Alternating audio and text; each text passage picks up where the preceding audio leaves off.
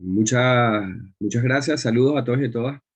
Hoy nos encontramos para un nuevo diálogo intercultural desde el sur. Esta es una iniciativa que comenzamos en el año 2020 desde la asociación, en el momento en el que, bueno, el estado de alarma nos obligó a cerrar puertas durante varios meses y la idea era continuar activándonos, no dejar de hacer las cosas que hacíamos, entre ellas la formación y el activismo en materia de antirracismo, perspectiva de género, feminismos latinoamericanos, populares, comunitarios, etcétera, y miradas descoloniales.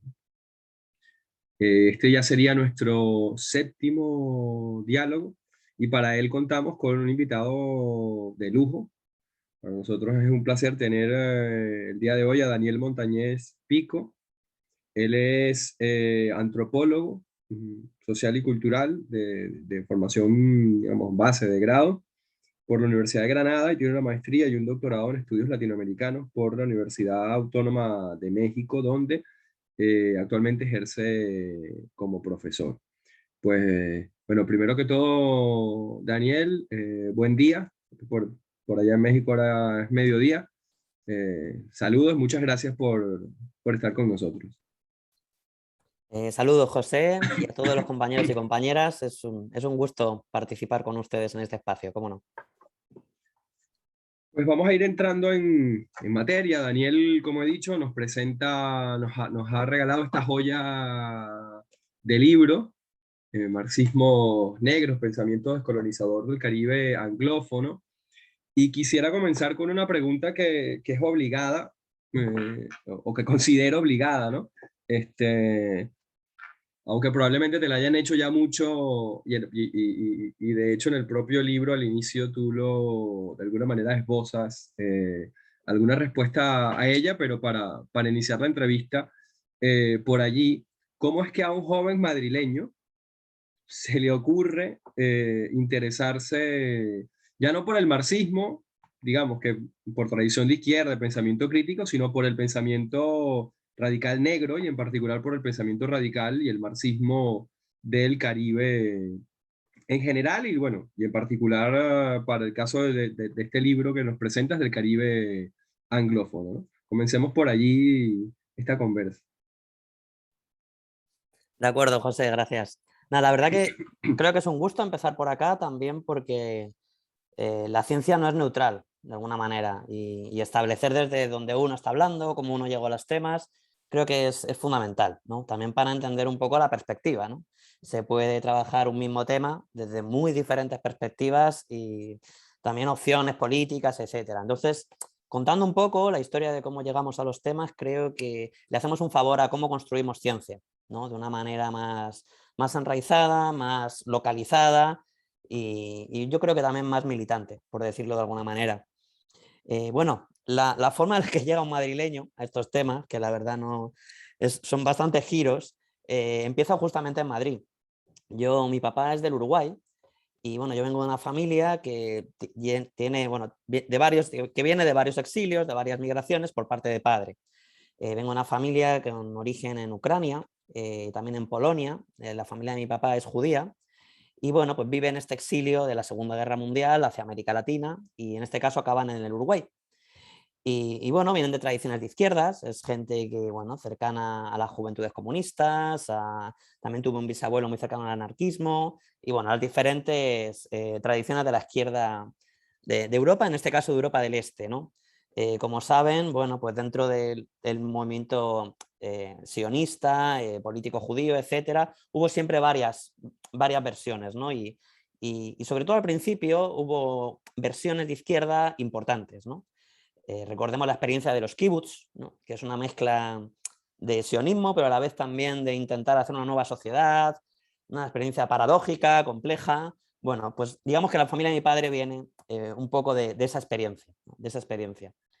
Y les toca la dictadura uruguaya. Les toca la dictadura uruguaya en los años 70, que es justo cuando acá está terminando la dictadura española. Y bueno, bastante parte de mi familia, por las redes obviamente relacionadas con el movimiento sionista, en esta época está muy fuerte, termina yendo para Israel. ¿no? Tengo mucha familia por allá por parte de padre. Pero mi padre, más joven, con otro tipo de mirada hacia el conflicto israelí-palestino, etcétera, bueno, pues decide venir para España, también por la cercanía de la lengua, diferentes colegas también, ¿no? Que en Madrid, en esos años, en los años en los que justo empieza la transición a la democracia, es un momento en el que acoge bastante exilio latinoamericano de las dictaduras, no solo del Uruguay, de Argentina muchísimo más, también de Chile, ¿no? Obviamente. Y bueno, pues se crea un ambiente bastante interesante, ¿no? De esa mezcla de, bueno, apertura democrática, medio apertura democrática, por llamarlo de alguna manera, con la transición española, y también la llegada de este exilio que, pues por lo general, cuando hay un exilio por una dictadura, te suele llegar además de lo mejor, ¿no? Te viene gente, pues, militante, con conciencia revolucionaria, etcétera. Un ambiente bastante interesante. Fíjense que estamos en un espacio de colonial, me imagino que a ustedes les sonará el nombre de Walter Miñolo. Walter Miñolo también fue una figura que estuvo por Madrid unos años en esa época, ¿no? Mi papá me contó que le llegó a conocer. Él estaba en los círculos latinoamericanos, bueno, pues de gente exiliada, etcétera, hablando de justamente también de temas, bueno, revolucionarios, anticoloniales, de todo tipo, ¿no? Por ahí si pueden buscar alguna foto de Walter Miñolo de joven, creo que por ahí se encuentra alguna de su época en Madrid. Bien, y entonces, bueno, yo estaba ya desde muy chiquitito acostumbrado a este ambiente latinoamericano, ¿no? A las diferentes culturas, las diferentes bebidas, comidas, el baile, ¿no? Ya saben que en España no se baila mucho. Bueno, pues en mi casa se baila siempre un poquito más gracias a esta conexión con Sudamérica. Y bueno, yo desde pequeño tengo esa relación cotidiana, no de manera principal sobre mí, pero sí sobre mi papá, sobre algún que otro amigo gitano también que tenía, con lo que es el racismo, ¿no? El racismo, los prejuicios raciales, el que le llamaban sudaca a mi papá, yo me acuerdo de eso desde chiquitito. También, obviamente, todo lo relacionado con que era judío, ¿no? Bueno, entonces esas cosas como que las tenía en mi vida cotidiana. Y me empezó a interesar, bueno, ya cuando continué mis estudios ya en el bachillerato y todo esto, eh, cómo en la propia España, ¿no? Cuando estudiamos historia de España, en el último curso del bachillerato, teníamos un pasado que no era cristiano, que era un pasado musulmán, que había habido una comunidad judía muy importante, ¿no? La comunidad sefardí, la importancia del pueblo también gitano, que tenía un montón de siglos de existencia en el país.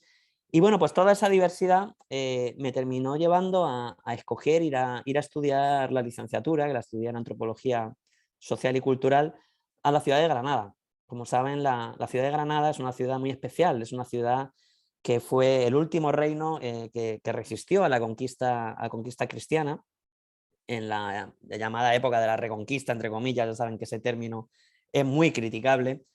Bien, y entonces, pues bueno, ahí el pasado andalusí, el pasado islámico, está de los lugares donde está más presente todavía en la arquitectura, la cultura, etcétera. Entonces, por ahí me interesó muchísimo esa cuestión y me acerqué a ello. Luego en Andalucía, estudiando allá en Granada, tomé conexión con el movimiento también soberanista andaluz.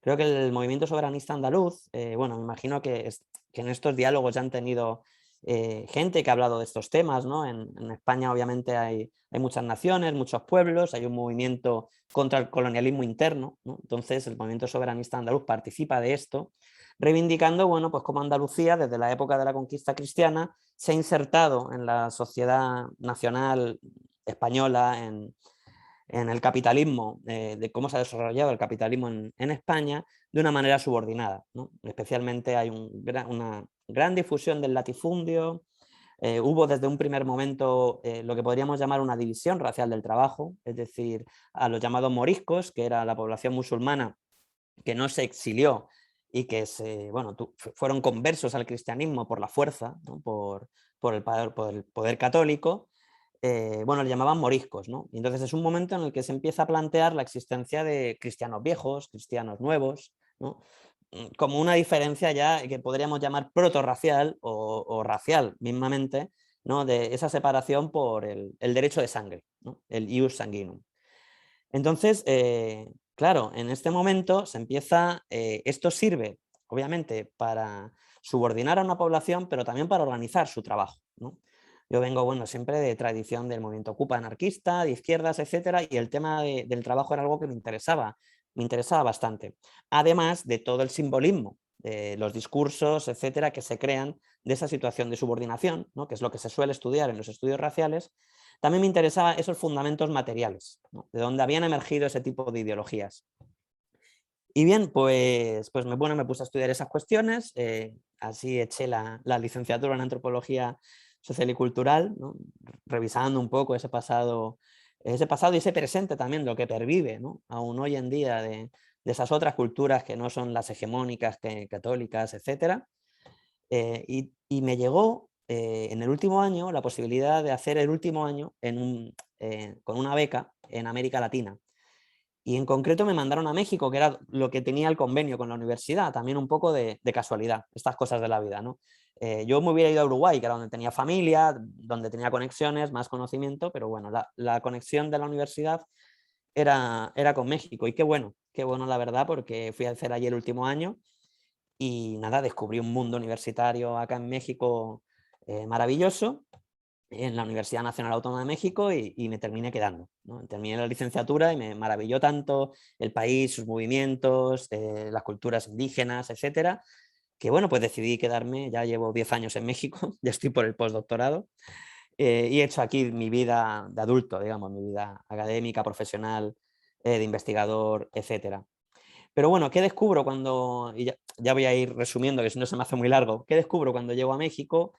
Es que, claro, hay una clara conexión, ¿no? Esto ya nos lo había comentado Ramón Grosfogel, yo a Ramón Grosfogel lo conozco allá en Granada, él nos inicia un poco en la teoría decolonial con unas charlas que viene a darnos mientras estamos haciendo la licenciatura, y él ya nos había dado pistas acerca de esta conexión, ¿no? Entre lo que pasó en la conquista católica de Al-Ándalus con la posterior conquista de América.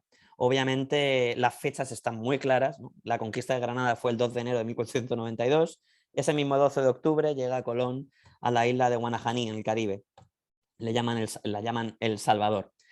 Bien, pues estas conexiones están muy claras, en las crónicas vemos cómo a las pirámides de los aztecas les llaman mezquitas, ¿no? Que es la forma que tienen de nombrar un templo no cristiano. Y sobre todo también hay una gran conexión en el tema de la organización del trabajo, que es un poco a mí el tema que me interesaba. Eh, las encomiendas, ¿no? Siempre estudiamos el famoso estilo de organización del trabajo indígena en las encomiendas, como de América Latina. Bueno, pues este sistema de trabajo ya empezó en Al-Ándalus con los moriscos. Entonces viene importado de allá. Entonces hay muchas conexiones, la quema de códices, la conversión forzosa al catolicismo, etcétera, etcétera, etcétera. Hay muchas conexiones entre ambos procesos, ¿no? Pero también en el tema de la organización del trabajo bajo líneas raciales, ¿no? En este caso, los españoles, además, generan toda una ideología del mestizaje, todo el tema de los cuadros de castas, para crear también división en el seno de las clases racializadas negativamente y para organizarlas de una manera desigual, ¿no? Es decir, están todas subordinadas, pero creamos categorías medias para que bueno, no se subleven o no se puedan articular bien conjuntamente. Y bueno, ya dando un salto muy grande, tuve la posibilidad de conocer el movimiento indianista en Bolivia. Es un movimiento liderado por líderes históricos como Fausto Reinaga, el gran teórico, fundador del indianismo. Luego tuve la posibilidad de conocer a Felipe Quispe, lamentablemente fallecido este año, a principios de año, un gran líder indianista. Este fue líder de la guerra del gas, perdón, en el Alto. Y bueno, de todo ese proceso de revolución social, popular, que dio lugar a que hubiera un cambio constitucional en Bolivia, Evo Morales llegara al poder, etc. ¿no? Luego Felipe Quispe también fue un gran adversario de Evo Morales desde la izquierda, una izquierda más radical, más indianista que la de Evo, pero bueno, forman parte un poco del mismo ciclo histórico social, ¿no? Formaron también una guerrilla en los años 90, el EGTK, de la que formó parte gente conocida, me imagino por ustedes, Raquel Gutiérrez, Álvaro García Linera. Estuvieron ahí con los compañeros indianistas Felipe Quispe y muchos más. También su hijo Ayar Quispe, asesinado en 2015, que ya le llegué a conocer. Y bueno, toda una tradición radical indígena que hay ahí en el altiplano de los Andes, tremenda, ¿no? que es el indianismo. Y una cosa que tiene el indianismo es que ha dialogado muy fructíferamente con el marxismo, ¿no? Y han hecho esta especie de mezcla, por llamarlo de alguna manera, de su propia tradición radical de lucha anticolonial, dialogando con herramientas del marxismo de una manera heterodoxa, por supuesto neurocéntrica y mucho más abierta, tomando elementos heredados de la crítica de Mariátegui, pero yendo más allá de Mariátegui, ¿no? Superando esta perspectiva más campesina que tenía Mariátegui del Indio y bueno, planteando también cuestiones epistemológicas, de tipo de pensamiento, etc. Y en este giro, en esta construcción del indianismo, que además se hacía frente al indigenismo de Estado, que es algo muy importante para comprender también las naciones latinoamericanas desde los años 20, especialmente naciones como México, justamente, o también Perú, otro tipo de naciones, ¿no? Esta construcción del indigenismo de Estado, una perspectiva mucho más paternalista, de contención de los movimientos, etcétera. Bueno, pues este indianismo radical, ¿no? de confrontación y de revolución social anticapitalista y anticolonial radical. Bien, pues en esta construcción del indianismo me comentaron allí los compañeros y compañeras indianistas en el altiplano de los Andes lo importante que había sido la tradición radical negra para ellos hacer este tipo de giros de pensamiento. Concretamente, Fausto Reinaga fue uno de los fundadores cuando empieza a acuñar el término indianismo, acuña el término poder indio en los años 60, está dialogando, lo pone en sus libros, con Frank Fanon, con Stokely Carmichael, Charles Hamilton, ¿no? Todos los teóricos del Black Power, con Eldridge Cleaver de los Panteras Negras, ministro de propaganda de los Panteras Negras, y tiene en su biblioteca todos estos libros de la tradición negra radical con los que dialoga, ¿no? Y bueno, pues yo tengo este descubrimiento, Felipe también nos lo comenta y quedamos fascinados con esta cuestión. Entonces es así como llego a conocer la tradición radical negra y sobre todo cuando llego a conocerla me doy cuenta de lo poco conocida que es en el contexto, en los contextos hispanoparlantes, castellanoparlantes, y cómo, bueno, ahí hay una beta de investigación o de conocimiento, también un trabajo didáctico, podríamos decir, militante, bueno, de decir, oye, hay mucho material aquí no traducido, en francés, en inglés, en otras lenguas, que podemos trabajar y podemos tratar de, bueno, de luego compartir con el resto de la gente. Y bueno, esa ha sido la tarea a la que me he dedicado en los últimos 6 o 7 años. De ahí a eso dediqué mi doctorado y bueno, luego sacamos este libro que sale de la tesis doctoral, con el que compartimos, bueno, pues el aprendizaje que tuve de la tradición negra radical. Pero vamos, así más o menos es como llegué. Disculpa que se me ha hecho un poco largo. No, no te preocupes. Marxismos Negros es el título de este libro del que estamos conversando hoy. Y no puedo dejar de preguntarte la, la vinculación o el diálogo a la hora de escoger un título como este, que pudo haber tenido tu pensamiento con un libro que recientemente se ha traducido afortunadamente al castellano. Algunos tuvimos la suerte de conocerlo en su publicación en inglés y de tener acceso a él en inglés, pero ahora para todos aquellos que lo quieren leer en castellano, pues hay una edición reciente, si mal no me equivoco, de este mismo año, hecha por Traficantes de Sueño, del libro de Cedric Robinson, Marxismos Negros, ¿no?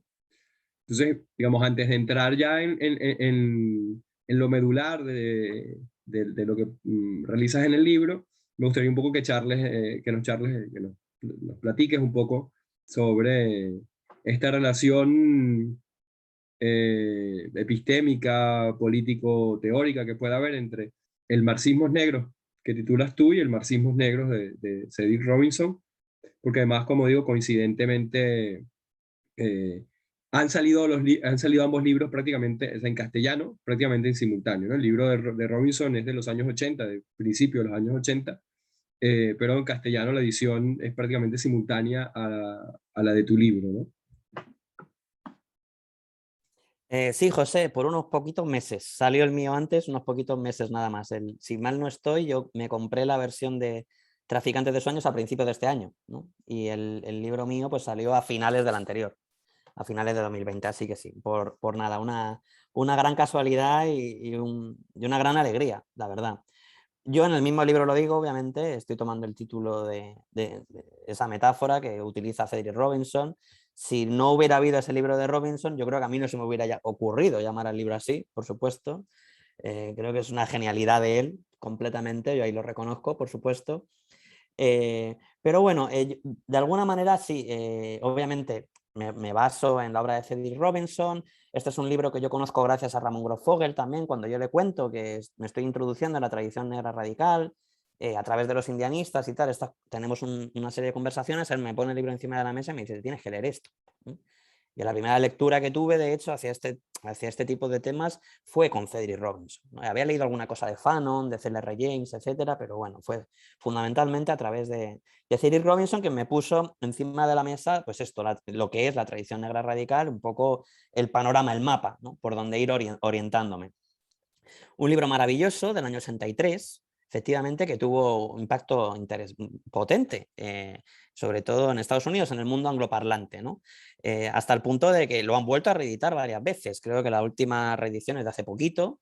Y siguen sacando libros. Además, Robinson falleció también hace poquitos años, lamentablemente. Y bueno, pues siguen sacando libros y homenajes y de todo. Es algo... ha tenido una importancia importante. Valga la redundancia. Bien, pues Cedric Robinson acuñó también en este libro el concepto de capitalismo racial.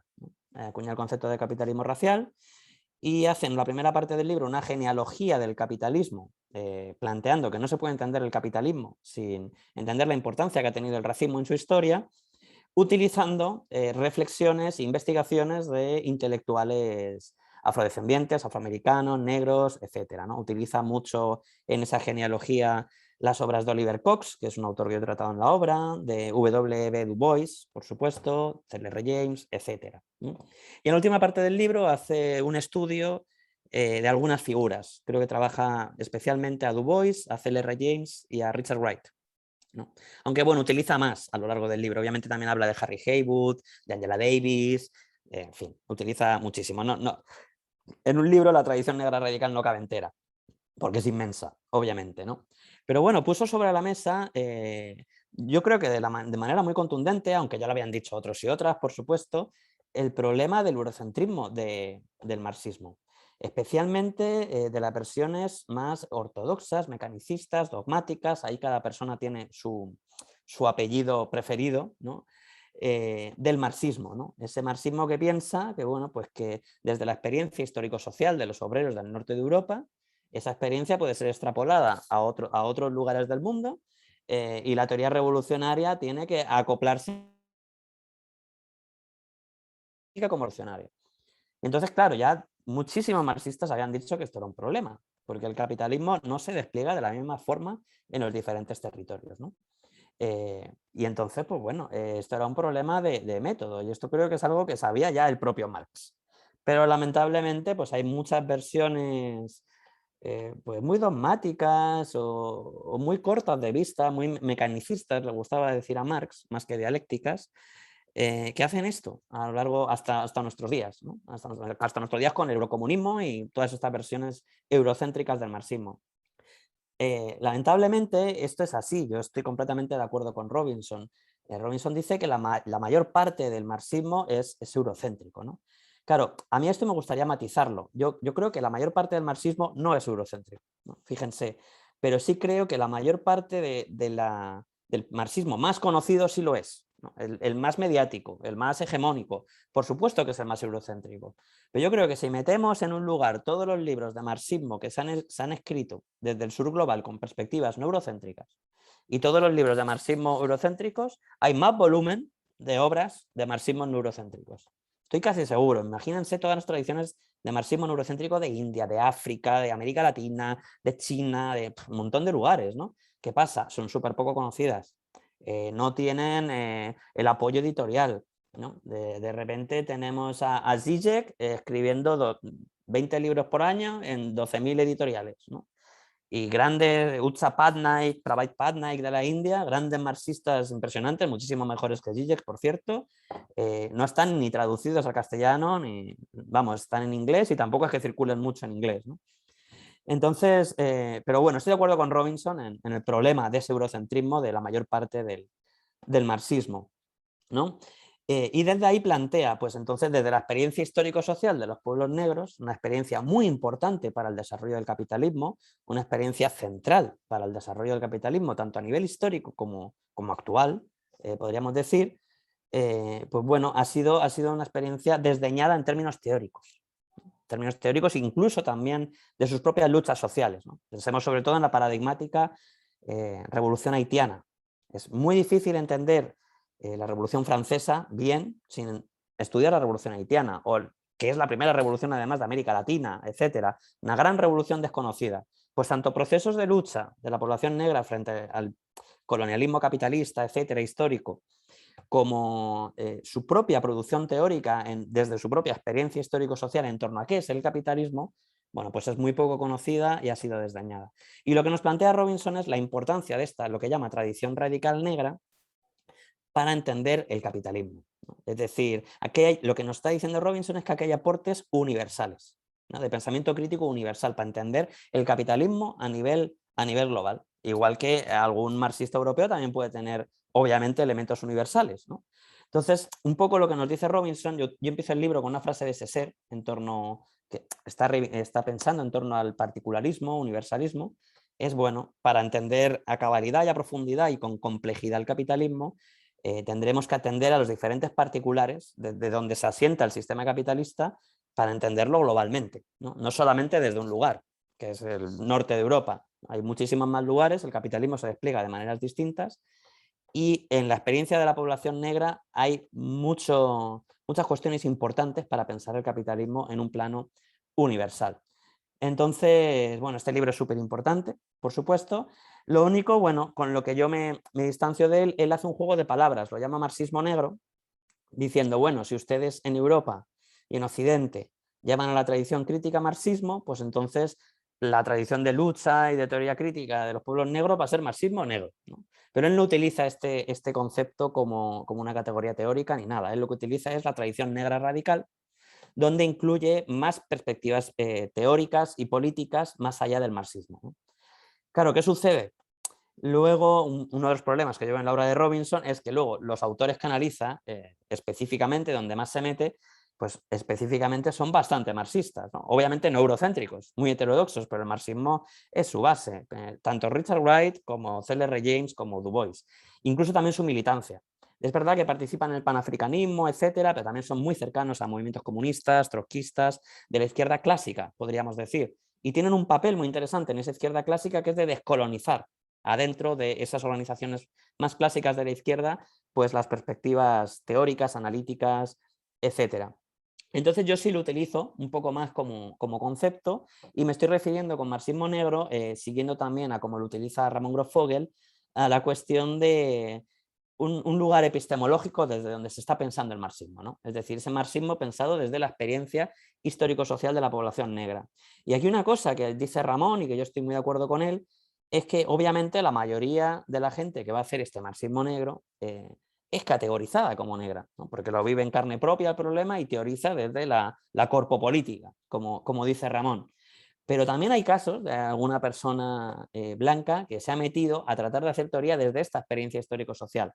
Son pocos, ¿no? Pero esto como para dejar claro que es una cuestión epistemológica, porque también hay personas negras que hacen marxismo eurocéntrico, ¿no? No es una cuestión de color de piel, sino desde dónde se está pensando.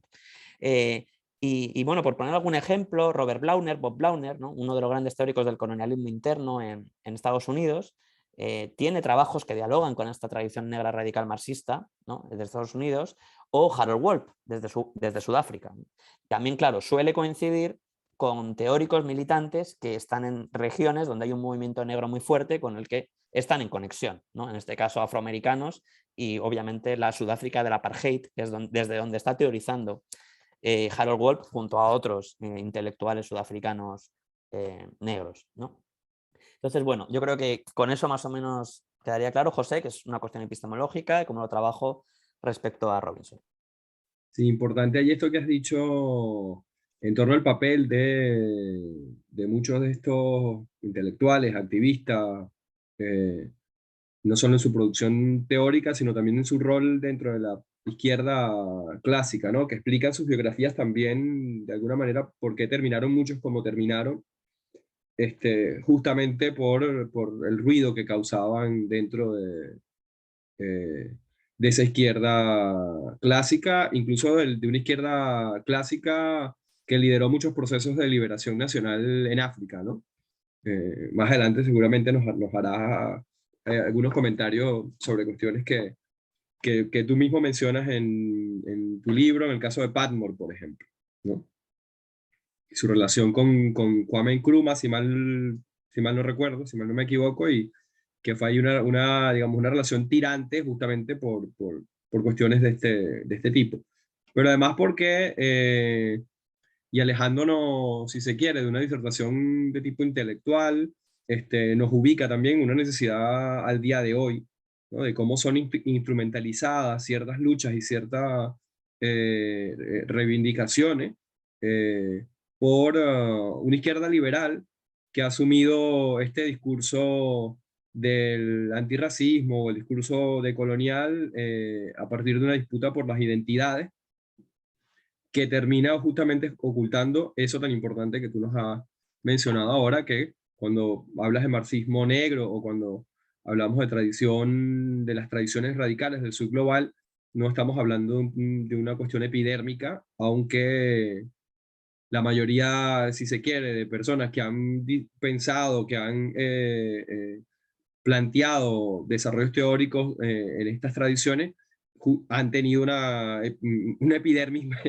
particular, digamos, unos niveles de melanina particulares que los ubican dentro del sistema de jerarquías que hace posible la acumulación, esta división racial del trabajo, etcétera, pues nos ubica, ¿no? Pero es importante ir resaltar eso que has dicho en términos de que son posicionamientos epistémicos y no posicionamientos geográficos para evitar ciertos esencialismos, incluso no solo a la hora de leer tu obra, sino a la hora del activismo y la militancia y el diálogo entre distintos sujetos en la lucha política, en la lucha por la liberación, que es lo que eh, trata.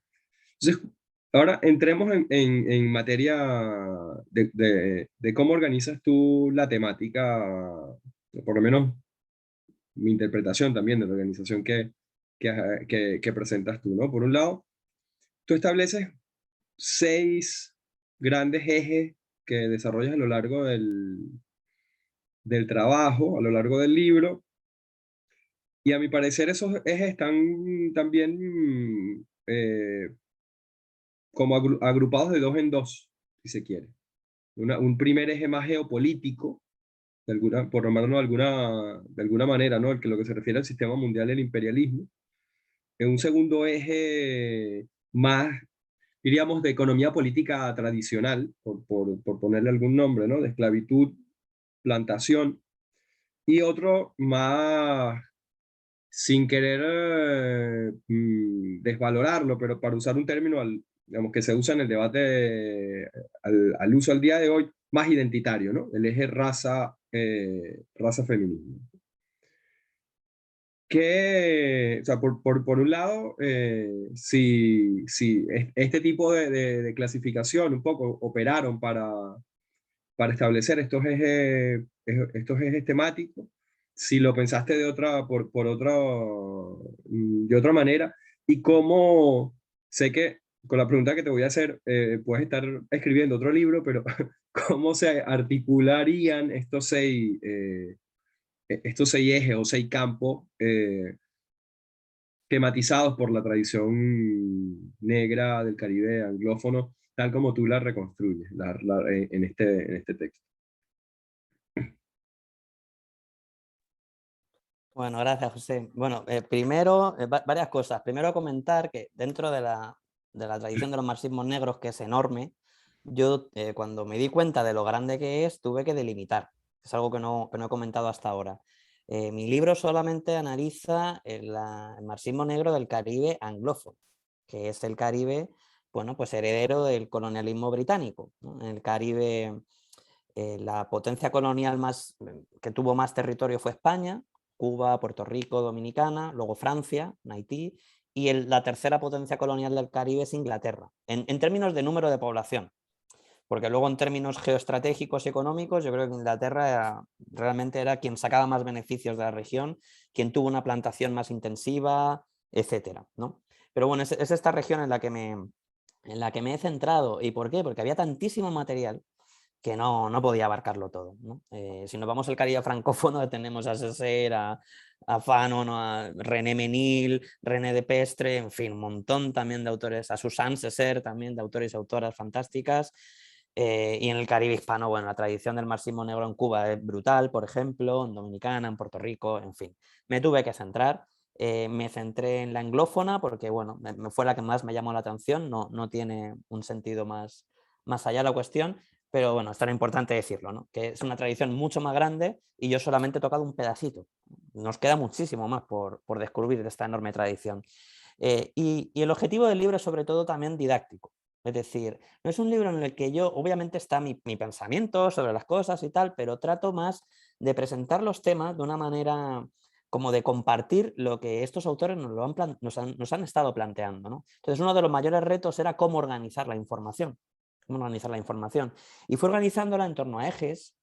Es cierto, estoy con sistema mundial primero, luego imperialismo, esclavitud, plantación, raza y feminismo. Son los 6 ejes que atraviesan el libro y en cada eje también van apareciendo autores y autoras clave, ¿no? Que manejan estos temas. A veces, bueno, esta clasificación es un poco encorsetada. Pensemos, C.L.R. James habla de todas las cosas que vienen en el libro. Un autor súper prolífico y que además muy longevo.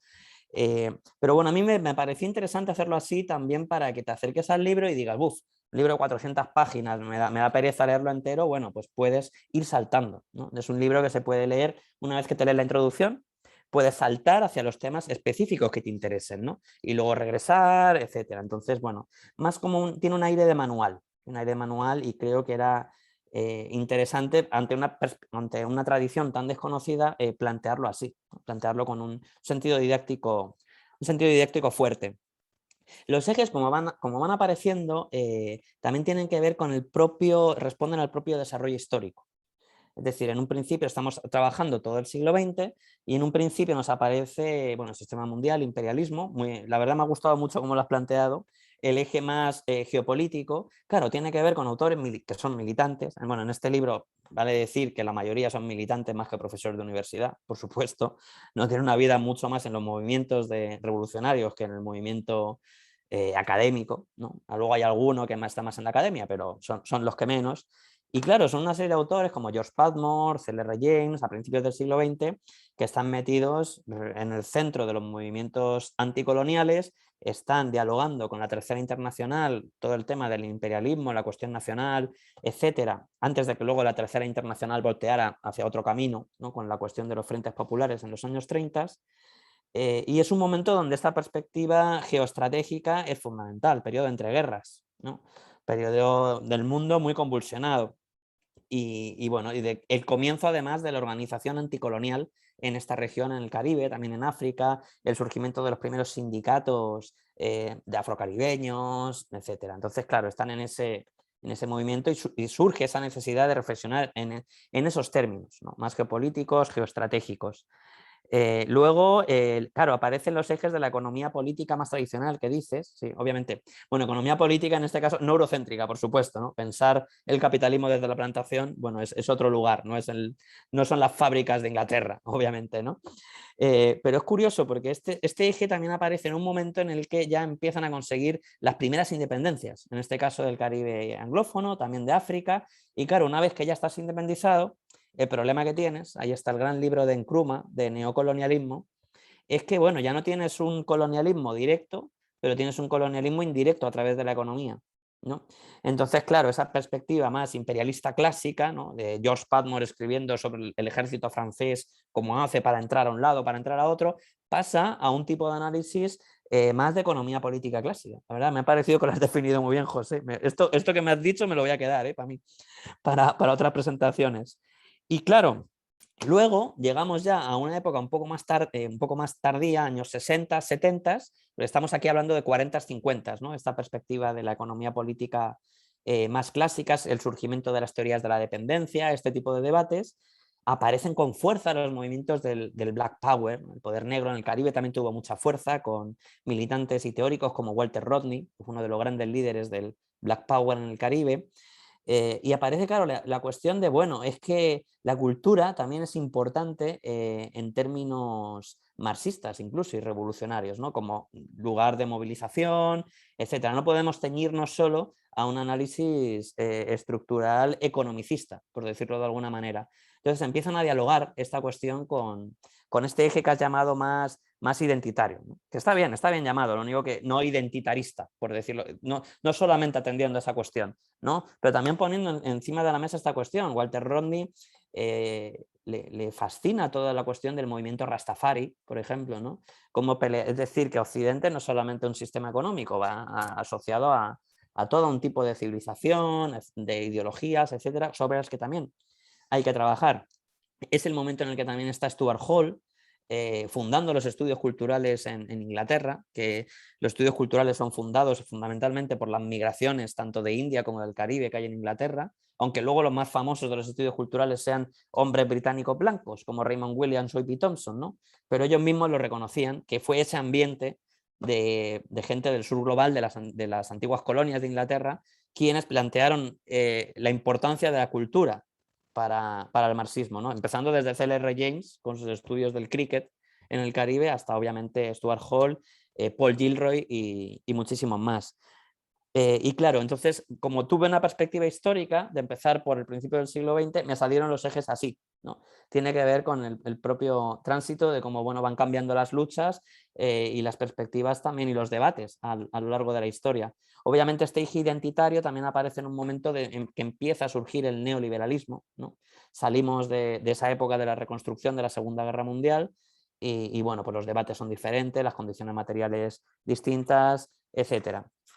Y bueno, yo creo que José, eso es lo que podría decir por el momento de este asunto como más metodológico. Sí. Y allí nos van quedando tres cuestiones en el tintero para dar chance a que también la gente que está conectada por Zoom pueda participar, si así lo desean. Entonces voy a juntar dos y voy a dejar una última pregunta para cerrar. Porque bueno, creo que estas dos podrían vincularse de alguna manera, ¿no? Uno es que dentro de los seis ejes al final aparece el feminismo y claro, a la presencia masculina en todo de autores masculinos en todo el libro es muy potente. Aunque no, digamos, si uno lo mira transversalmente el texto, ¿no? Aunque sí que con una lectura, una segunda lectura, queda, por lo menos a mí me sucedió, queda en evidencia el papel que tuvo o que tuvieron muchas mujeres en los trabajos de los autores que tú referencias, ¿no? Y que a veces eso queda como por debajo, ¿no? Padmore, Eric Williams, etcétera, los grandes hombres del marxismo negro, por usar la fórmula con la que titulas el libro, aunque el libro también muestra que hay un sustrato ahí de trabajo, incluso no solo a la típica fórmula de que detrás de un gran hombre, no, sino de trabajo intelectual de mujeres que dialogaban con estos hombres de tú a tú y que incluso en algunos casos iban más allá y los impulsaban eh, a ir más allá, ¿no? Eso sería una cuestión, ¿no? Que nos comente sobre el rol de la mujer dentro de la tradición negra radical, dentro del marxismo negro, más allá de ese eje eh, que señalas que haces explícito en el libro. Y la otra cuestión, por la naturaleza de nuestro espacio, ¿no? La tregua, que trabajamos con el arte como un medio para la transformación social, no como un medio exclusivamente del disfrute estético, eurocéntrico, tal como el arte que ha definido por la modernidad. También un poco que nos hables de el papel que tuvo el arte en esta tradición. Porque cuando uno mira, también te haces un pasaje tú, por el caso del libro, de los autores que conforman el recorte que has hecho. No se trata solo de tochos teóricos, ladrillos, de como decimos en América Latina, infumables, sino que también estamos hablando de gente que produjo obras de teatro, adaptaciones que son lecturas desde el sur, de teatro clásico inglés, ¿no? En el caso del Caribe francófono, del que conozco un poco más, Césaire, que es digamos, la adaptación que hace de Calibán, por ejemplo, pero también tenemos el fundador del Partido Comunista Haitiano, Jacques Romain, en sus Gobernadores del Rocío, y toda una serie de cuentos también donde nos muestra esa Haití profunda desde una perspectiva crítica, ¿no? Y como una manera de intervenir también en los procesos de transformación. Entonces, quisiera un poco, quizás los pudiera juntar, quizás no, bueno, y ahí, digamos, verás cómo lo juntas o no, pero tocar estos dos temas, ¿no? El papel del arte en la producción de estos activistas e intelectuales del Caribe anglófono y el papel de la mujer en estos procesos. Bueno, me has dado en los grandes puntos débiles que tengo. Los dos grandes puntos débiles que tiene el libro los has metido así, plas. Así que gracias. Es bueno siempre ir a trabajar, ¿no? Las debilidades. El tema del feminismo, yo lamento muchísimo no haberlo podido desarrollar más. El acceso a materiales es muy complicado. Efectivamente, ya te lo dice Angela Davis y te lo dicen un montón de feministas negras marxistas. El machismo también está dentro de la tradición negra radical. No hay más que ver el libro de Robinson, ¿no? Las mujeres brillan por su ausencia. ¿Qué pasa? ¿Que no estaban ahí? Por supuesto que estaban ahí. Yo creo que la única mujer que menciona a Robinson en su libro justamente es Angela Davis. Bueno, pues claro que estaban ahí. Claro que estaban ahí con aportes teóricos, con militancia y con de todo. Pero bueno, obviamente también hay patriarcado en el seno de estas organizaciones. Y no solamente estaban ahí, digamos, aportando tal, sino además es que tenían un aporte que era fundamental explicando de, a ver, sí, está bien. Obviamente que la perspectiva de la división racial del trabajo y la importancia del racismo para el capitalismo es fundamental, pero también se atraviesa la cuestión sexual, ¿no?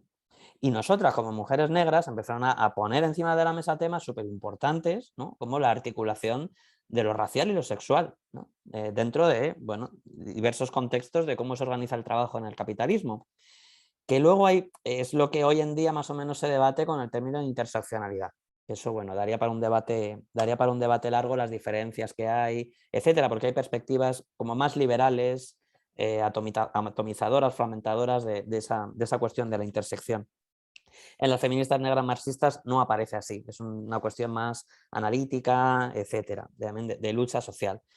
Bien, pero sí, por supuesto, hay figuras como Claudia Jones, una militante de Trinidad y Tobago que pasa por el Partido Comunista de Estados Unidos, por el macartismo, termina en Inglaterra, es la fundadora del carnaval caribeño de Notting Hill que se celebra hasta hoy en día, ¿no? Porque contra los ataques racistas que había en Inglaterra contra los migrantes afrocaribeños, ella propone hacer un carnaval caribeño para decir, oye, para pelear en lo cultural, en lo artístico, ¿no? Estabas hablando del artístico, pues aquí viene lo artístico, oye, conózcannos, nosotros no somos enemigos, somos caribeños, somos diferentes, fuimos su colonia, en fin, una gran militante, Claudia Jones, Elma Francois también, una gran sindicalista, súper importante.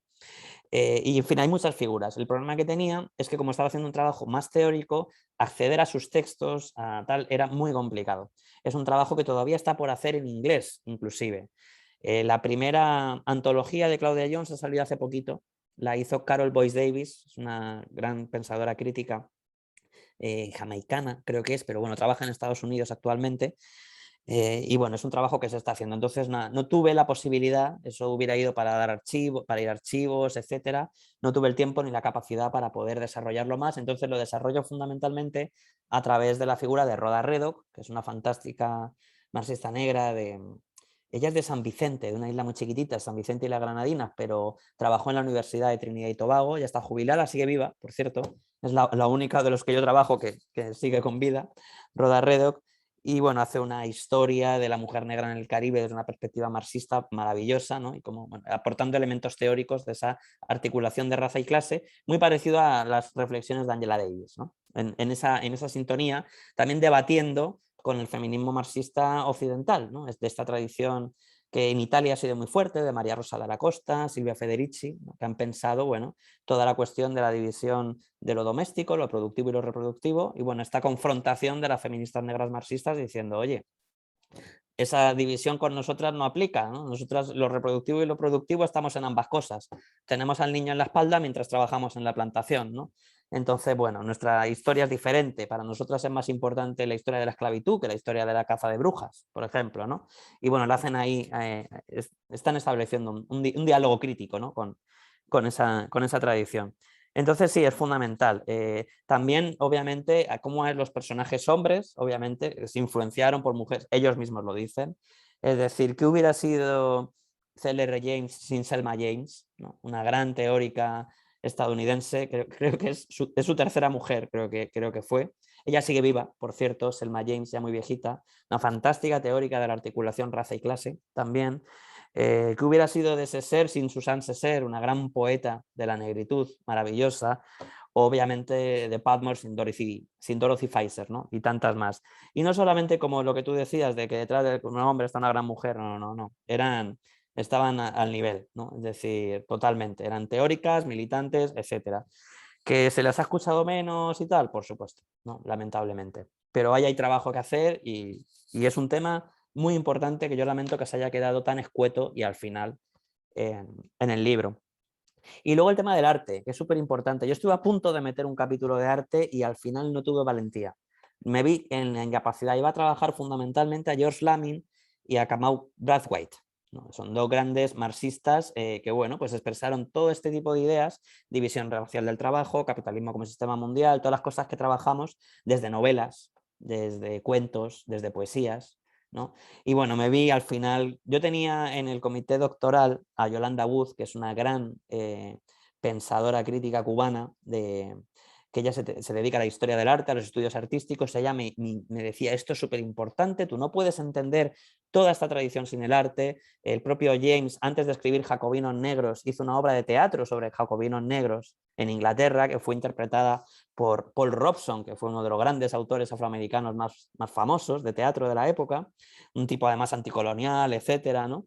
Y claro, es decir, C.L.R. James empieza a escribir libros sobre marxismo ya con 30 y tantos años. Durante todos sus 20 él se forma como poeta, como novelista.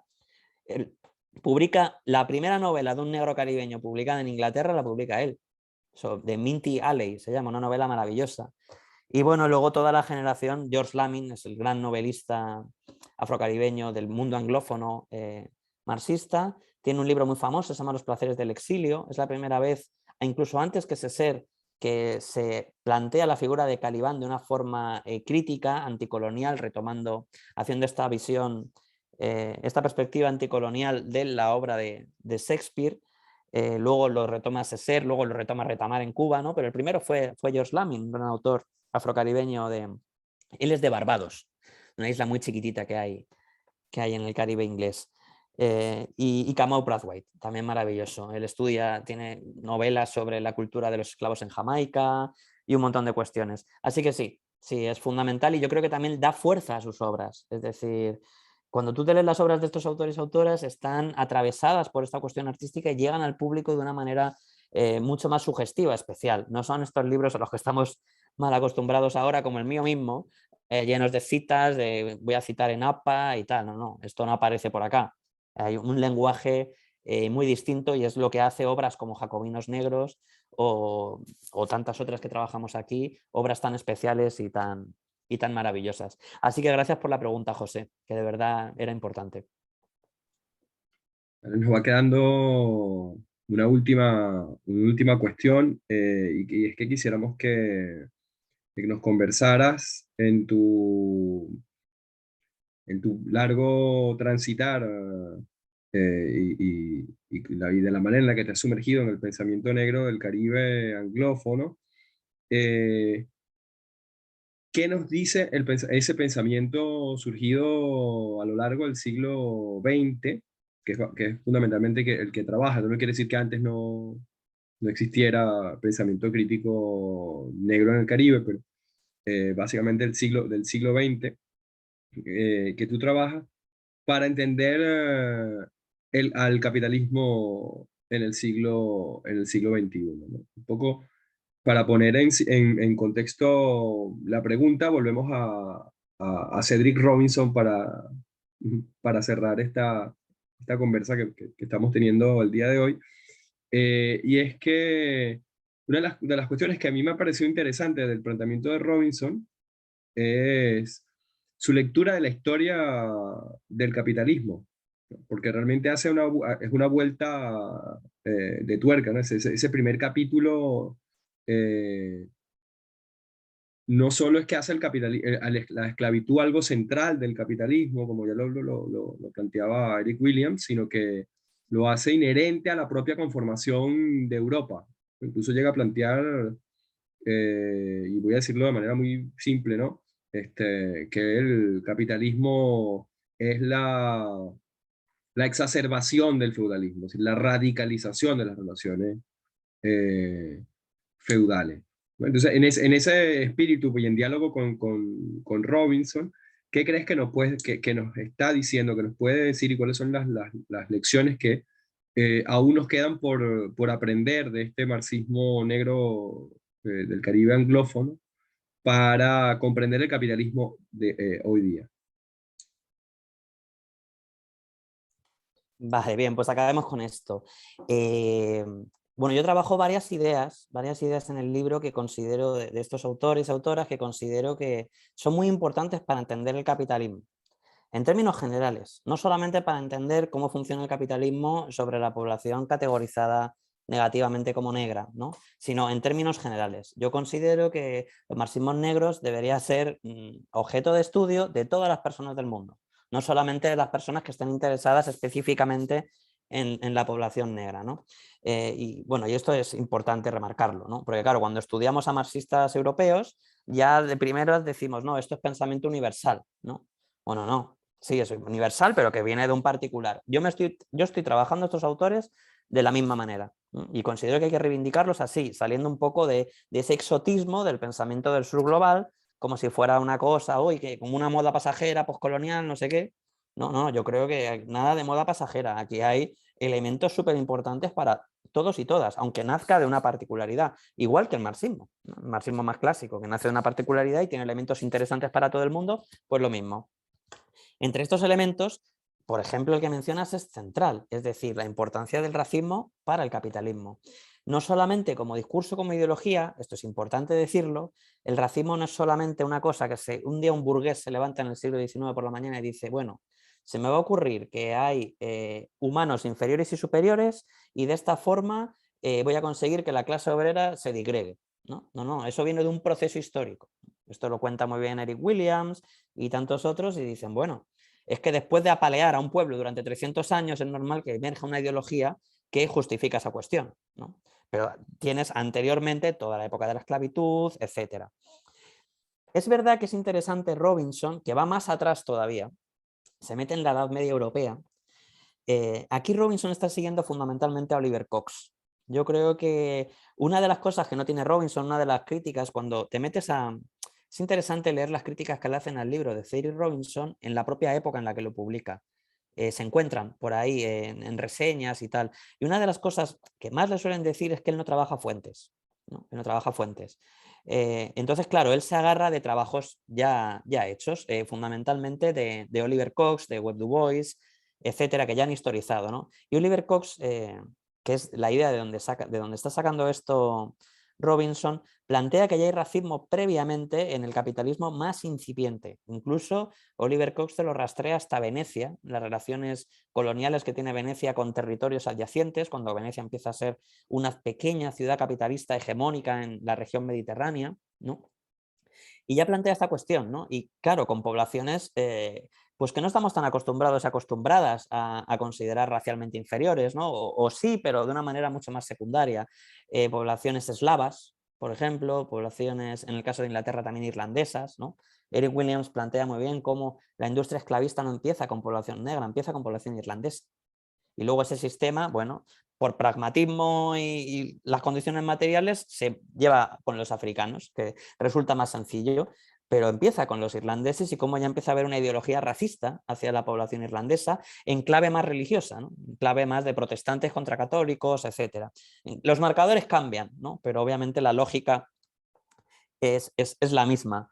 Entonces, claro, es muy interesante cómo plantea que ya en los orígenes más remotos de la burguesía en Europa, del finales de la Edad Media, ya aparecen estas cuestiones, ¿no? Incluso antes de esa expansión colonial brutal que hay con el tema de las Américas, etcétera, la organización del trabajo africano e indígena, que ahí ya sí que queda como mucho más claro, ¿no? Esto viene de antes, ¿no? No trabaja el tema del Andalus, no lo conoce Robinson, creo que le hubiera fascinado haber conocido ese tema y hubiera estado muy en conexión con lo que estaba trabajando, pero bueno, sí, creo que esa primera parte de Robinson es la verdad brillante, pero bueno, yo recomiendo leer toda la genealogía que hace del capitalismo Oliver Cox, lamentablemente no traducida, sobre todo Foundation of Capitalism, que es el libro de los años 40, 50 creo que es, donde están todos estos elementos. Entonces, eso es uno de los grandes aportes de la tradición negra radical, del marxismo negro, yo creo, la cuestión del racismo, tanto históricamente también como sociológicamente en la actualidad, ¿no? Cómo funciona la relación con la superexplotación, etcétera, para que funcione también el sistema capitalista. Claro, el fundamento material, no solamente ideológico, ¿no? El racismo como una estructura, hasta infraestructura, llega a decir Fanon un poco en tono jocoso, que el racismo es una infraestructura del capitalismo. Otro de los elementos, me parece muy interesantes y específicos además del pensamiento caribeño crítico, afrocaribeño, es el tema de ver el capitalismo como un sistema mundial. Aquí vemos de nuevo a Oliver Cox. El Caribe tuvo una importancia geopolítica muy importante, fue centro del mundo y bueno, pues es normal que de aquí salga esta perspectiva, reconocido por el propio Wallerstein, ¿no?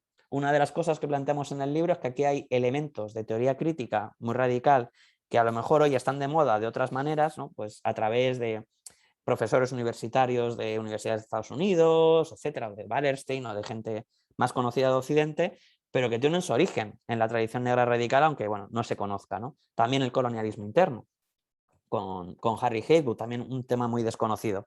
Los estudios culturales que ya hemos comentado, etcétera. Entonces, bueno, pues yo creo que con eso podría terminar, José, diciendo que, claro, que aquí hay una serie de ideas que hay que reivindicar de dónde vienen y que creo que también, conociendo de dónde vienen, incluso vemos una perspectiva más radical de las mismas, ¿no? Hay un problema también y ya con esto termino, José, en la academia actual, que es una revisión también de esta tradición en una clave un poco más posmoderna, ¿no? Hay mucho trabajo sobre Fanon, por ejemplo, etcétera, en una clave muy identitarista, ¿no? Yo me he leído algunos de estos libros y la verdad que quedo alucinado. Yo digo, si Fanon se levantara, este gran revolucionario que estaba en Argelia dando su vida por la revolución, y viera un libro sobre, bueno, no sé, léanse, por ejemplo, además fue una tesis súper laureada, la de Alejandro de Otto, sobre Franz Fanon. Yo me leo 2 páginas y no he entendido nada. No sé si soy tonto o no me entero. Es que, en fin, o que es todo un lenguaje súper artificioso, etcétera. Como, en fin, yo creo que sí, Fanon era clarísimo en sus ideas sobre qué significa la burguesía en África, contra quién hay que pelear, el colonialismo, el racismo. Entonces, bueno, también tenemos lamentablemente en la actualidad estas versiones pues, más edulcoradas, ¿no? Del postcolonialismo. Pero bueno, con esto terminaría. Que hay ideas fundamentales para entender el capitalismo. Hay muchas, solamente hoy hemos hablado de algunas. Este libro es enorme y las que quedan, porque aquí solamente vemos un pedacito de la tradición negra radical y les animo, bueno, pues a meterse al tema que de verdad que es fascinante y creo que podemos entender el mundo en el que vivimos mucho mejor y también pelear contra el capitalismo de con más armamento. Así que bueno, José, con eso lo dejaría. Muchas gracias. Bueno, muchas gracias, Daniel, por tu tiempo. Si ahora, bueno, llegamos al momento, si hay alguna persona que quiera hacer alguna pregunta, de momento por el chat no han habido saludos desde Ciudad de México y desde Quetzaltenango, en Guatemala. Dolores Córdoba dice, muy interesante, gracias, pero muchas gracias. Entonces, bueno, podemos dar por cerrado este nuevo diálogo intercultural desde el sur. Y bueno, próximamente también estaremos colgando en ese canal, en el canal de La Tregua Arte y Transformación Social en YouTube, esta conversación que hemos tenido, esta grata conversación que hemos tenido el día de hoy con Daniel. De nuevo, muchas gracias, Daniel, por aceptar la invitación. Bueno, gracias a vosotros y vosotras. Un gusto estar acá. Muy buena conversación.